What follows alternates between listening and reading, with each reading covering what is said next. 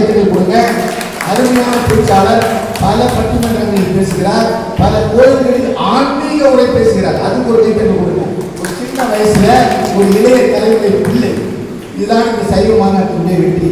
ஒரு இளம் தலைமுறையை நாங்கள் வளர்க்க விரும்புகிறோம். ஒரு இளம் பெண் இப்படி அருமையாக பேச வந்திருக்கிறார். அவர் வளர்த்த கைத்தட்டல் சொல்லி அவர்களை நான் வரவேற்கிறேன்.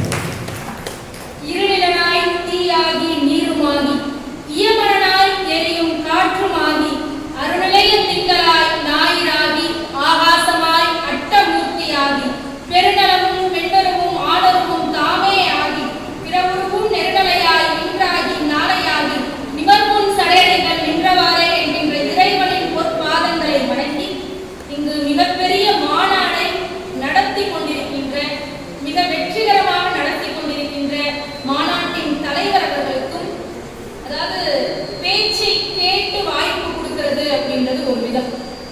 என்னுடைய பேச்சை கேட்காமலே யாரோ ஒருவர் சொன்னதற்காக எனக்கு வாய்ப்பு கொடுத்திருக்கிறார்கள் என்று சொன்னால் அவர்களுக்கு என்னுடைய நெஞ்சார்ந்த நன்றியினை தெரிவித்துக் கொண்டு, இல்லை நீங்க எப்படி பேசுவீர்கள் என்று நன்றாக கேட்டுவிட்டே உங்களுக்கு வாய்ப்பு கொடுத்தோம். மிக்க நன்றி. இல்லறத்தை சிறப்பாக நடத்தி விசில் அடிக்க வேணாம்பா, போதும் அடிச்ச வரைக்கும்.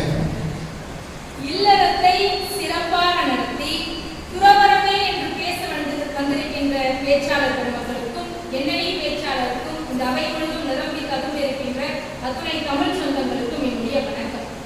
சிவனை காட்டுவது இல்லறமா துறவரமா என்பதுதான்